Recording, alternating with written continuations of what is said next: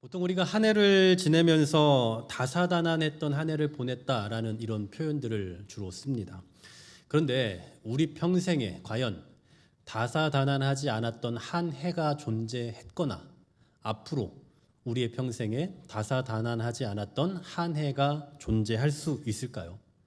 아마 그러지 않을 겁니다. 늘 언제나 다사다난하겠죠. 요즘 세상을 보면 정말 무섭다라는 생각이 많이 듭니다. 사회적으로 큰 이슈가 되고 있는 사건, 사고들만 보더라도 세상이 정말 무서워지고 있다라는 그런 생각이 들기도 하지만 자연계만 보더라도 몇십 년 만에 무더위다, 몇백 년 만에 한파다, 기록적인 폭우다, 역대 늘 이런 표현을 쓰고 있습니다. 이런 걸 보면 우리가 살고 있는 세상이 그리 좋게만은 흘러가고 있지 않겠다라는 생각이 들기도 합니다. 기술도 과학도 지식도 학문도 발전하고 발달하기 때문에 이전보다 살기 좋아진 건 분명하지만 그러나 또 한편으로는 나빠지고 있는 일들도 분명히 있다라는 거죠. 실제로 제 주변에는 이런 게 두려워서 애를 못 가지겠다라고 그렇게 말하면서 정말 낳지 않으려고 하는 사람도 있을 정도입니다. 근데 여러분, 이러한 여러 가지 사회적으로 이슈화된 사건들이나 자연의 두려움을 통해서 사탄이 우리 그리스도인들을 공격할 빌미를 만들고 있다는 걸 혹시 아십니까? 우리 그리스도인들이 세상을 살아가다 보면 두려워해야 할 게 있고 두려워하지 말아야 될 것이 있습니다. 그게 뭘까요? 두려워하지 말아야 할 것은 세상이고요. 두려워해야 할 것은 하나님이에요. 다른 말로 표현하면 세상에서 두려워하는 것들이 있지 않습니까? 여러 가지 근심, 걱정, 염려, 방금 제가 앞서 말씀드렸던 이런 자연적인 재해들, 이런 것들을 두려워하는 것이 아니라 그보다 하나님의 말씀에 대한 두려움과 떨림의 반응을 가지고 살아야 한다라는 거예요. 이게 바로 세상 속에서 살아가는 그리스도인들과 비그리스도인의 삶의 차이다라고 말할 수 있는 거죠. 근데 여러분, 그렇게 사라지던가요?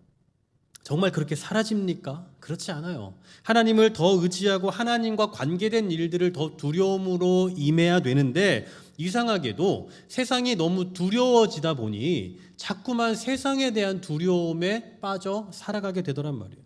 세상에서 현실적으로 무서운 일이 계속해서 벌어지다 보면 어떻게 됩니까? 우리도 모르게 자연스레 하나님에 대한 두려움은 사라지고 하나님에 대한 경외심보다는 세상에 대한 두려움에 빠져 살아가게 되는 거예요.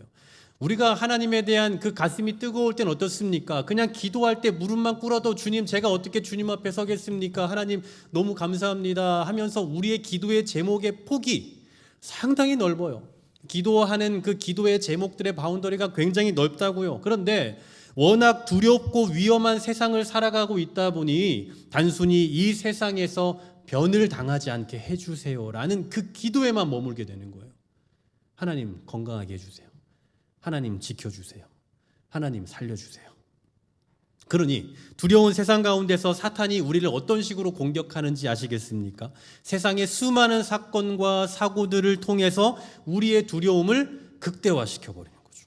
그럼 이런 두려운 현실 속에서 우리는 당연히 하나님을 어떤 분으로만 인식하냐면 이 두려운 세상 가운데서 우리를 보호해주고 지켜주는 수호신 정도로만 여겨버리게 되는 거예요. 이게 참 웃긴 거죠. 그러니까 사탄은 평안의 시대를 만들어서 성도가 안일함에 빠져 살아가게 하는가 하면 두려움의 세상을 만들어서 하나님에 대한 인식을 왜곡시켜버리는 거예요. 둘 다 불신앙인 건 똑같습니다. 물론 자연재해로 인해서 피해를 보거나 아니면 사람들의 어떤 그 죄성으로 인해서 더 극단적인 형태의 사건, 사고들이 주변에서 발생할 때에 환경적으로, 제도적으로 개선시켜야 할 필요가 분명히 있죠. 그리고 그런 것에 대한 주의하는 자세를 당연히 우리는 가져야 되죠. 하지만 그것들에 대한 두려움에 빠져 살아가다 보면 자연스럽게 상대적으로 하나님에 대한 경외심은 점점 사라지게 된다는 겁니다. 여러분, 우리가 이미 코로나를 통해서 이걸 경험하지 않았습니까? 전 세계적으로 치사율이 1%입니다. 그리 높지 않은 거죠. 낮은 거죠. 근데 마치 그거 걸리면 다 죽을 것처럼 두려움에 빠져서 예배 현장에 나오지 못하고 온라인으로만 참여했던 그때가 기억나지 않으십니까? 역사적으로 가장 심한 전염병으로 꼽는 게 1918년에 있었던 스페인 독감이라고 얘기해요. 스페인 독감. 1차 세계대전 때 발생을 해서 우리나라에서도 740만 명이 전염이 되고 그중에 14만 명이 죽었다고 합니다. 치사율이 1.9%예요. 굉장히 높은 편이라고도 할 수 있는데 그 외에도 여러 가지 이런 전염병들이 있죠. 아시아 독감, 홍콩 독감, 사스 그리고 신종 인플루엔자 등등 수많은 전염병들이 있었지만 그 어떤 전염병 가운데서도 교회가 공식적으로 문을 닫았던 적은 없었습니다. 그런데 코로나는 어떻습니까? 우리나라에서 실제로 집계된 것만 3,500만 명이에요. 코로나 걸린 사람이. 물론 그 외에도 훨씬 많겠죠. 집계가 안 된 게 많으니까요. 그 가운데서 죽은 사람의 사망자 수가 3만 5천 명입니다. 치사율이 0.1%예요. 그리 높지 않은 치사율임에도 불구하고 사람들은 다 두려움에 떨었죠. 걸리면 큰일 날 것처럼. 그래서 교회도 강제적으로 문을 닫아버렸어요. 뭘 의미하는 겁니까? 우리의 두려움이 하나님에 대한 경외심을 이긴 거죠. 물론 현장 예배를 하지 않았다고 해서 경외심이 없다 이런 걸 말하는 건 아니에요. 그렇게 말할 수는 없지만 적어도 그 당시의 분위기만 놓고 보자면 하나님에 대한 경외심과 어떻게든 우리는 하나님을 예배해야 합니다라는 그러한 그 열망보다도 코로나에 대한 두려움이 훨씬 컸던 게 사실입니다.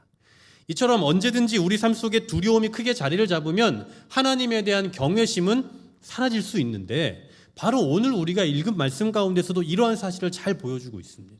계속해서 말씀드리지만 우리가 베드로전서를 지금 쭉 생각해 보는 중에 있는데 베드로전서를 받는 이 수신자들은 실제적인 고난을 겪고 있는 사람들입니다. 어디서 고난이라는 것을 들어봤거나 그냥 누군가를 통해서 알고 있는 게 아니라 직접 그 고난을 경험하고 있고 얼마나 힘든 삶을 살고 있는지 실제적인 그 삶 가운데 살아가고 있는 사람들이에요. 그런데 이런 사람들에게 오늘 베드로는 두 가지를 권면을 하고 있어요. 전혀 약간 생뚱맞아 보이는 두 가지를 말하는데 첫 번째로는 소망에 관한 이유를 묻는 자들에게 대답할 것을 준비하라.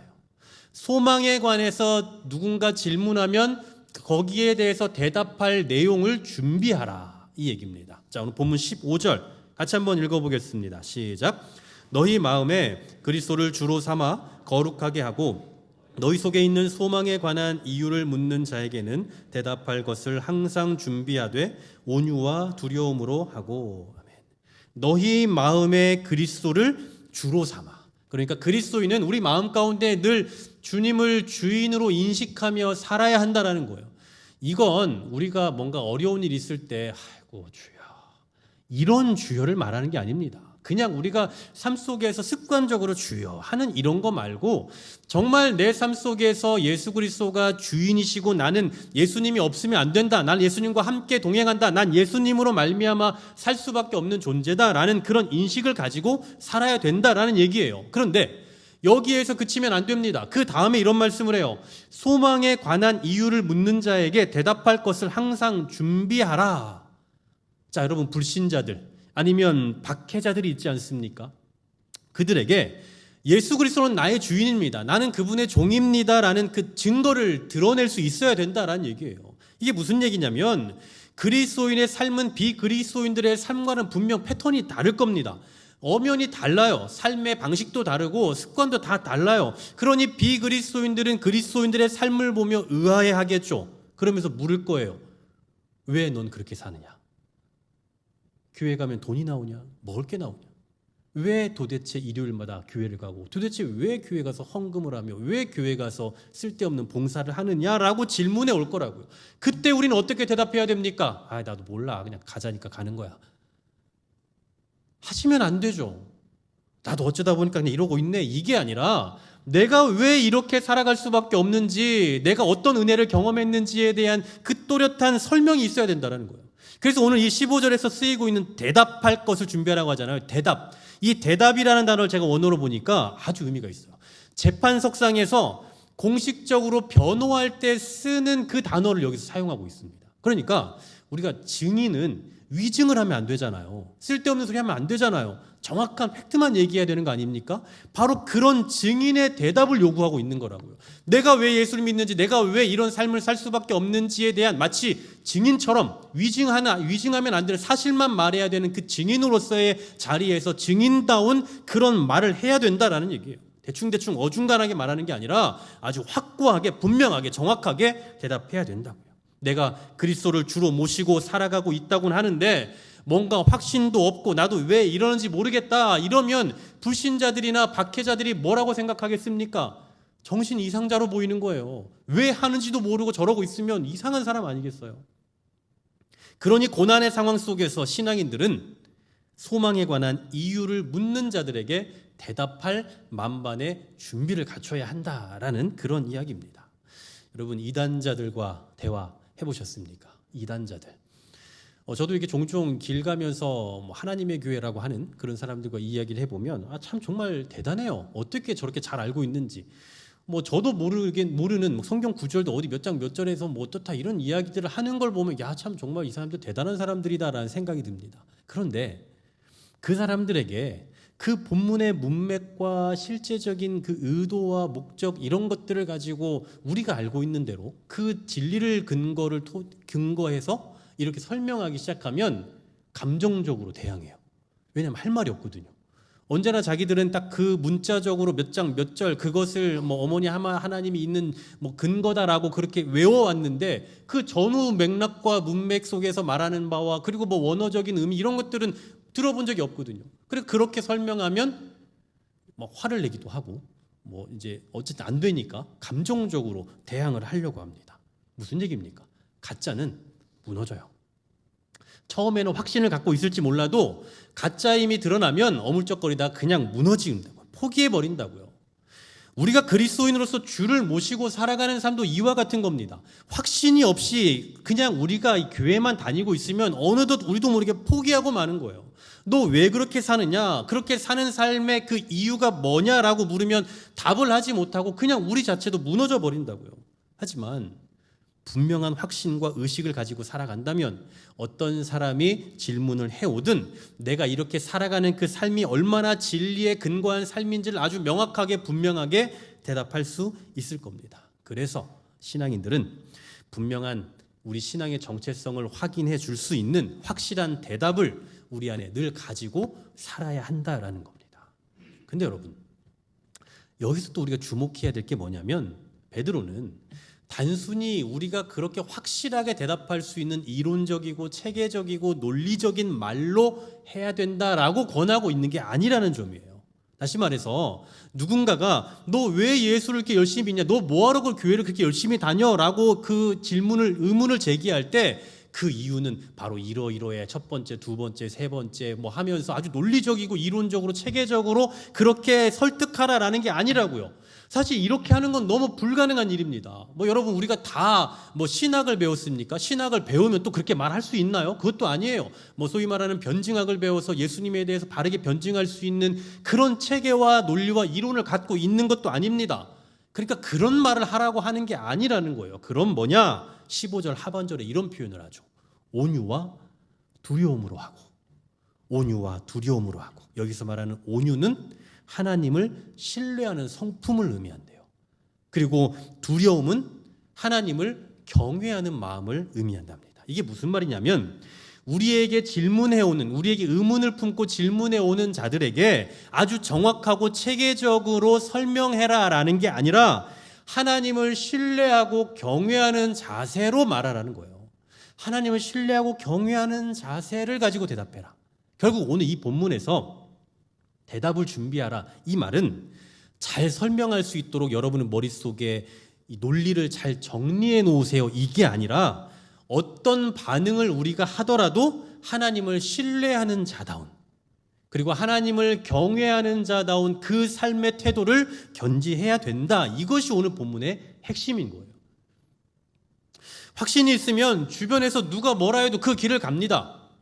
가지 마라, 너 왜 가냐라고 해도 내가 그 길에 대한 확신이 있으면 그냥 가는 거예요. 분명한 소망이 있으면 누가 곁에서 욕을 해도 그냥 그 앞만 보고 가는 거 아니겠어요? 여러분 많이 느껴보셨겠지만 우리가 전도할 때 주변 사람들의 반응, 시선 어떻습니까? 막 존경심을 담아서 우리를 쳐다봅니까? 아주 한심하다든 우리 쳐다봐요. 도대체 왜 저러고 있는지 이해하지 못하는 그런 눈빛으로 우리를 쳐다본다고요. 그걸 몰라서 우리가 전도합니까? 알아요. 무시당하고 있다는 걸 안다고요. 그런데도 불구하고 왜 우리가 그곳에서 그렇게 전도를 하고 있느냐 하면 이것이 바로 살 수 있는 길이기 때문이죠. 진리이기 때문에, 복음이기 때문에 주변에서 어리석다라고 말하고 우리를 그런 눈빛으로 쳐다본다 할지라도 우리는 복음을 전하는 거 아니겠습니까? 이런 게 바로 소망에 관한 이유를 묻는 자들에 대한 태도다라는 얘기예요. 누가 뭐라 해도 이게 진리이기 때문에 나는 이 길을 갑니다 하면서 하나님에 대한 두려움과 하나님에 대한 그 경외하는 의식을 가지고 살아가는 삶, 그게 바로 위기의 때를 살아가는 우리 신앙인들의 자세여야 한다라는 말이에요. 분명 오늘도 여러분 주변에서는 여러분을 보면서 그런 의문을 제기할 겁니다. 지금 때가 어느 때인데 교회 다니고 있냐? 지금 때가 어느 때인데 일요일 날 저러고 있냐라고 말할 거예요. 이런 질문 앞에서 또는 우리의 이 신앙이 위협받는 현실 앞에서 변함없이 그리고 여전히 하나님을 신뢰하며 경외하는 그 신앙인의 태도를 가지고 확신 있게 우리의 그 소망의 이유를 설명해 줄 수 있는 저와 여러분 될 수 있기를 간절히 소망합니다. 두 번째로는 세상을 두려워하지 말고 하나님을 두려워하라라고 말씀합니다. 세상을 두려워하지 말고 하나님을 두려워하라. 많은 신앙인들은 고난을 피하는 게 능력이라고 생각합니다. 예수 믿고 고난 안 받고 예수 믿고 일이 술술 풀리더라 하는 것을 능력이라고 생각하고 그런 것이 믿음의 결과라고 말하기를 좋아한다고요. 그런데 베드로는 그렇게 말하지 않아요. 오히려 반대로 고난 있음이 마땅하다. 더 나아가 고난이 복이다라고까지 말하고 있어요. 오늘 본문 14절과 17절을 보시면 선을 행함에도 불구하고 고난을 받게 될 거라고 말씀하거든요. 보십시오. 14절에 이렇게 말씀하죠. 의를 위하여 고난을 받으면 17절 선을 행함으로 고난 받는 것이 하나님의 뜻일진데 아니 선을 행하면 복을 받아야죠. 의롭게 살면 의롭지 않은 세상 속에서 어떻게든 의롭게 살아보려고 의를 위해 살아가는 자에게 복이 와야 될 거 아닙니까? 그런데 선을 행하고 의를 행하는데 뭘 받는데요? 고통을 받는데요. 심지어 그런 게 하나님의 뜻이랍니다. 기가 막혀요. 물론 예수 믿으면 맨날 고난당한다, 맨날 예수 믿으면 어렵게 살 수밖에 없다 이런 말은 아닙니다. 하지만 우리가 기억해야 될 것은 예수를 믿는 게 내가 잘 살기 위함은 아니다라는 거예요. 내가 예수를 믿는 이유는 내가 복 좀 받아봐야겠다, 내가 좀 일이 좀 잘 술술 풀려봤으면 좋겠다 하는 그런 의도와 목적으로 믿는 건 아니다라고요. 그러니 신앙생활을 하면서 고난을 당해도 신앙생활을 하면서 환난을 경험해도 이상하게 여기지 말라는 거죠. 당연하다라는 거예요. 여러분 우리가 잘 아시다시피 우리가 걸어가는 이 신앙의 길은요 넓은 길이 아니에요. 좁은 길입니다. 여러분 우리가 주차를 하고 틈이 너무 좁은 데를 문을 열고 나와야 할 때가 있잖아요. 그럴 때 어떤 분은 아주 쉽게 나와요. 어떤 분은 아주 어렵게 나와요. 그 이유는 제가 설명하지 않아도 다 아시죠. 누군가는 쉽게 나온다고요. 분명 어려운 길인데 누군가는 쉽게 나와요. 그런데 누군가는 아주 어렵게 나와요. 저는 이게 어쩌면 그리스도인의 삶과 같지 않나라는 생각이 듭니다. 모든 사람에게 다 어렵지 않아요. 그 반대로 모든 사람에게 다 쉽지도 않아요. 몸이 큰 사람은 나오기 어렵고 몸이 작은 사람은 나오기 쉬운 거잖아요. 마찬가지로 어떤 사람은 예수를 믿고 일이 술술 풀리고 막 복을 받고 잘 돼요. 근데 어떤 사람은 예수를 믿어도 그냥 늘상 똑같이 평범합니다. 뭐 별 이슈가 없어요. 좋은 것도 아니고 나쁜 것도 아니고 그냥 늘 똑같아요. 어떤 사람은 완전 반대로 극과 극으로 아주 일이 안 돼요. 예수를 믿고 뭔가 자꾸 안 되는 것 같고 안 풀리는 것 같고 꼬이는 상황을 경험하기도 합니다. 그래도 괜찮아요. 힘들게 나오냐 어렵게 나오냐의 차이일 뿐이지 결국은 다 나오게 되어 있습니다. 여러분 차에 갇혀 사시겠습니까? 어떻게든 나올 거잖아요. 그래서 13절 말씀 이렇게 말씀하는 거예요. 오늘 본문 13절입니다. 또 너희가 열심으로 선을 행하면 누가 너희를 헤아리요? 선을 열심히 행하면 누가 너희를 해하겠느냐? 고통이나 시험이 있을 수는 있지만 그것들이 우리를 해할 수는 없다고요. 고통도 있고 시험도 있고 아픔도 있고 환난도 있고 안 되는 것도 있고 꼬이는 것도 있지만 그것들이 궁극적으로 우리 신앙인들을 해할 수는 없단 말입니다. 왜인 줄 아십니까? 하나님께서 이 모든 고난을 다 통제하고 계시기 때문이에요. 마치 비행기의 이착륙을 관제하는 관제탑이 있는 것처럼 하나님께서 당신의 백성들의 구원을 이루기 위해서 우리의 어떤 신앙의 삶에 있어서 순경과 역경을 관리하는 그 관제탑과 같은 역할을 하시고 계시다라는 거예요. 고난 관제탑처럼 하나님께서 이 모든 것을 통제하고 계시다고요. 다시 말해서 우리가 그리스도인으로서 여전히 사명을 다하며 선을 행하며 살아갈 때에 여러 가지 고난이 있을 수 있지만 그 고난은 하나님의 통제 바깥에 있는 것들이 아니라고요. 하나님의 섭리와 하나님의 통제 안에 있는 거라고요. 여러분이 당하고 있는 그 고난과 일에 꼬이는 일들이 하나님이 모르게 일어나는 일은 하나도 없다, 이 얘기입니다. 그래서 오늘 14절은 이렇게 말씀하는 거예요. 14절 같이 한번 읽어보겠습니다. 시작. 그러나 의를 위하여 고난을 받으면 복 있는 자니 그들이 두려워하는 것을 두려워하지 말며 근심하지 말고. 아멘. 그들이 두려워하는 것을 두려워하지 말래요. 그들이 두려워하는 거 뭡니까? 서두에도 말씀드렸잖아요. 세상에서 경험하는 근심, 걱정, 질병, 사고 이런 것들, 세상에 두려움이 되는 이런 것들을 두려워하지 말래요. 우리가 선을 행하고도, 우리가 의를 행하고도 이런 일을 언제든지 만날 수 있거든요. 열심히 하고도 어려움을 만날 수 있어요.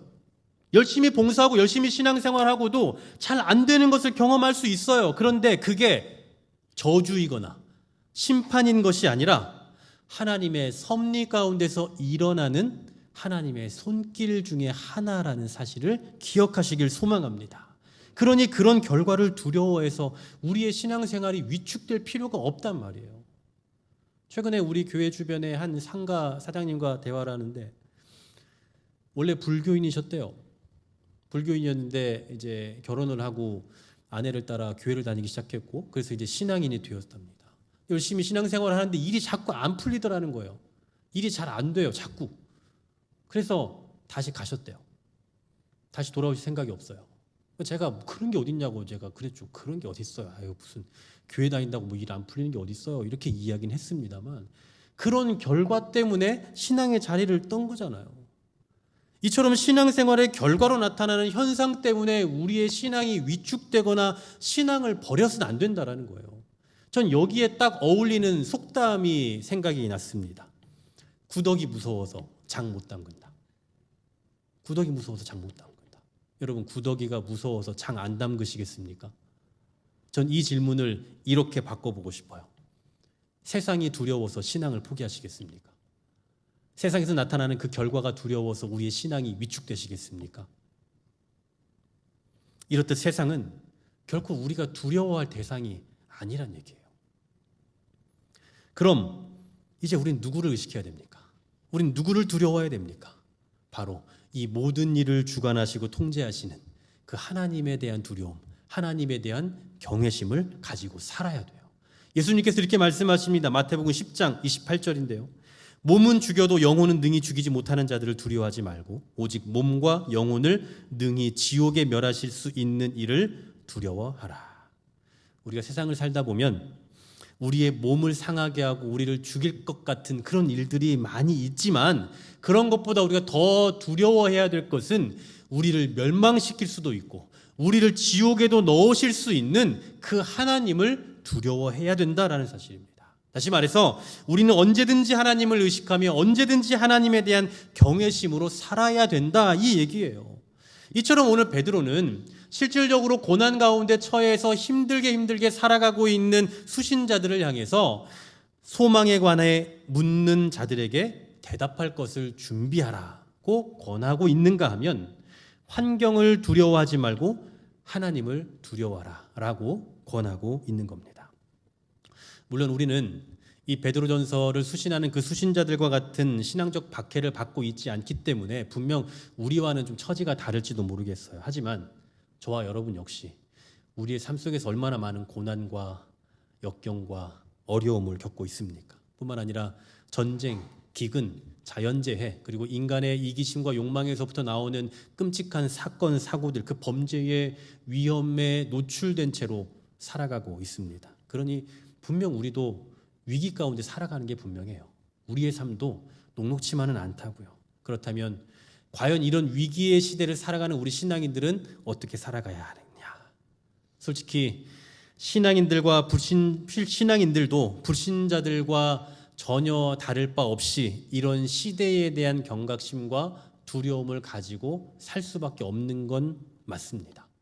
그러니까 이런 시대에 대해서 우리가 두려움을 갖고 경각심을 가지면서 주의하며 살아가는 건 당연하다고요. 하지만 이런 세상의 두려움에 대해서 대비는 잘하고 있는데 과연 이 위기의 때에 들려오는 하나님의 그 말씀에 대해서는 얼마나 두려움과 경외심으로 받고 있는지를 생각해 보면 대답하기가 쉽지 않을 것 같아요. 예를 들어서 요즘에 묻지마 범죄 이런 것들 있지 않습니까? 그냥 아무 이유 없이 아무 관련도 없이 갑자기 사람을 때리고 죽이고 이런 일들이 있잖아요. 그런 일들을 우리가 사건 사고를 뉴스를 통해서 접하다 보니 안 되겠다. 격투기를 좀 배워야 되겠다. 라고 반응하거나 아니면 자꾸 그런 일들이 생기니까 뭔가 소지하고 다닐 수 있는 무기를 하나씩은 구해야겠다. 라고 하면서 반응을 할 수 있는데 과연 우리의 영적 위기를 깨우쳐주는 그 하나님의 말씀이 위기 때마다 시시때때로 우리에게 들려질 때에 그 말씀에 대해서 우리는 어떻게 반응을 하고 있냐라는 거예요. 사실 우리의 신앙의 성숙도는 어떤 극한의 환경 속에서 얼마만큼 하나님을 경외함으로 두려움으로 그 말씀을 받아들이느냐에 따라서 달려있다 해도 과언이 아닐 겁니다. 여러분 베드로를 보십시오. 복음서에 나온 베드로는요 바깥들에서 불을 쬐면서 주님을 부인해요. 그런데 사도행전에 나오는 베드로는 재판정에 가서 그 재판장 앞에서 사람의 말을 듣는 것보다 하나님 말씀 듣는 것이 옳다라고 아주 당당하게 용기로 맞섭니다. 불과 얼마 전까지만 해도 소녀 사환 앞에서 겁을 잔뜩 먹어서 예수님을 난 모른다라고 그렇게 부정했던 베드로가 대제사장, 지금으로 말하면 대법원장 같은 사람 그 앞에 가서 담대하게 이 복음을 선포할 수 있었다라는 것은 그만큼 베드로가 신앙적으로 성장했다라는 증거예요. 사람보다 하나님을 두려워하는 이 태도가 바로 성숙의 증거다라는 겁니다. 초대교회의 이 교부였던 터툴리아누스라는 사람은 당시에 예수 믿는 사람들이 너무나 많은 모함을 받아요. 너무나 많은 오해를 받아서 감옥에 갇히고 순교하는 일들이 너무나 빈번하게 일어나니까 이런 말을 했습니다. 그리스도인에게 있어서의 감옥은 선지자에게 있어서의 광야와 같다. 그것을 감옥이라고 부르지 말고 수련 장소라고 부르라. 마음이 하늘에 있으면 다리는 사슬을 느끼지 못한다. 마음이 하늘에 있으면 다리는 사슬을 느끼지 못한다. 즉 이 땅에서 감옥에 갇혀 다리에 사슬이 묶인 채로 살아가면서 고난을 당하더라도 그 마음이 늘 하나님을 향해서 있다면 이 땅에서 당하는 그 육신의 고난은 느끼지 못한다라는 거예요. 그래서 진정한 그리스도인들은 각종 모함과 오해를 받으면서 순교를 당할 수밖에 없는 환경에 처한다 할지라도 용기로 맞선다. 용기로 맞서야 된다라고 말했던 것입니다. 저는 이 말씀을 준비하면서 오늘 본문의 말씀에 가장 부합한 삶을 살았던 우리 신앙의 선배 한 사람이 생각이 났습니다.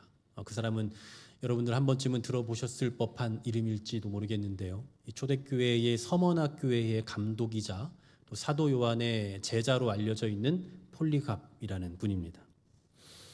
그 당시 로마 사회에서 기독교는요 위험한 무신론으로 여겨졌습니다. 팍스 로마나를 저해하고 평화로운 로마를 바라지 않고 그리고 황제를 주로 섬기고 황제를 숭배하는 일에 대해서 늘 대항하고 반대하는 그런 세력으로 여겨졌죠. 그래서 그 당시에 예수를 믿는다라는 건 그 사회에서 이단자로 낙인 찍히고 더 나아가 언제라도 붙잡혀서 화형에 처해도 이상하지 않는 아주 위험한 위치의 삶이었죠. 그런데 그 당시에 86세였던 폴리갑이 이와 같은 죄목으로 잡히게 됩니다. 그의 나이가 86세예요. 당시 로마인들은 원형 경기장에서 기독교인들을 불에 태워 죽이고 동물에 잡아 먹혀서 죽이게 하고 사람들에게 이 군병들에게 맞아 죽는 그런 장면들을 보며 희열을 느꼈습니다. 역사의 기록에 보면 로마의 원형 경기장에서 정말 끔찍한 일들이 너무나 많이 벌어졌는데 그곳에서 이 기독교인들의 죽음은 순교는 그냥 로마인들에게 하나의 안주거리와 같은 즐거움이었죠. 86세의 폴리갑이 잡혔을 때도 사람들은 외쳤습니다. 그 로마 경기장 한가운데 묶어놓고 사람들은 소리쳤죠. 폴리갑을 죽여라. 폴리갑을 당장 불에 태워라. 라고 환호하며 그렇게 외쳤습니다. 그때 그를 불쌍히 여긴 재판장이 이런 말을 했어요. 나이도 많은데 그만해라. 나이도 많은데 이제 예수 부인하고 이제 황제를 숭배하겠다 한마디만 해라. 그러면 용서해 주겠다라고 말해요. 그러자 폴리갑이 아주 유명한 말을 합니다. 들어보셨던 분도 계실 거예요. 이렇게 말하죠. 나는 86년 동안 그리스도를 섬겨왔고 주님은 나를 한 번도 모른다고 하시지 않았는데 내가 어찌 왕이시요 나의 주인이신 그리스도를 부인하겠는가. 86년간 한 번도 나를 모른다 하시지 않은 그 주님을 내가 어떻게 모른다라고 부인하겠느냐. 그렇게 폴리갑은 화형의 장작더미에 오릅니다. 그리고 그 화형을 집행하는 집행장에게 이렇게 소리치죠. 그대들은 1시간가량 사르고 없어질 불로 나를 위협하고 있다. 그러나 어찌하여 장차 올 심판의 불을 모르는가? 왜 이리 지체하고 있느냐? 어서 장작더미에 불을 붙여라. 라고 소리쳐요. 그렇습니다. 사람들은 1시간가량 사르고 없어질 불을 두려워하고 죽음을 두려워했지만 폴리갑은 하나님을 두려워했습니다. 사람들은 황제에 대한 충성심으로 무장되어 있었지만 폴리갑은 자신을 한 번도 모른다 하지 않으신 그 예수 그리스도에 대한 충성으로 무장되어 있었습니다. 사랑하는 여러분, 두려움에 사로잡혀 살만한 일들이 있으십니까? 각종 뉴스나 매체를 통해서 들리는 사건, 사고로 인해서 이러다가 큰일 나면 어떡하나라고 두려움을 느끼며 살고 계십니까? 경제가 너무 어려워서 힘들다는 얘기를 계속해서 듣고 있는데 이러다가 우리 가족 다 굶어 죽으면 어떡하지? 라는 그런 걱정과 불안함에 사로잡혀 살고 계십니까? 그런데 혹시 이런 세상의 두려움에 빠져서 나도 모르게 하나님에 대한 두려움, 하나님에 대한 경외심이 식어져 버리지는 않으셨는지요? 정말 세상은 험하고 무서운 세상입니다. 그리고 갈수록 세상이 참 두려워지는 건 사실입니다. 그래서 어떻게든 이 위기를 타개해 보기 위해서 이것저것 노력하고 아둥바둥하며 살 필요도 있겠죠. 하지만 이 한 가지는 절대 잊지 않으셨으면 좋겠습니다. 이 모든 상황을 통제하시는 분은 하나님이시다. 이 모든 상황을 붙잡고 계시는 분은 하나님이시다. 그래서 우리는 그들이 두려워하는 것들을 두려워하지 말고 그들이 두려워하는 것까지도 통제하시는 하나님을 경외함으로 두려워해야 되는 것입니다. 무엇을 두려워하고 계십니까? 무엇에 대한 두려움에 빠져 계십니까? 이제 세상에 대한 두려움에서 하나님을 향한 경외심으로 우리의 마음을 돌리고 어떤 위기의 상황 속에 처하더라도 하나님에 대한 신뢰와 하나님에 대한 그 두려움과 경외심을 잃지 않고 살아가는 우리 사랑하는 한길교회 교우들 다 되시기를 주의 이름으로 간절히 소망합니다.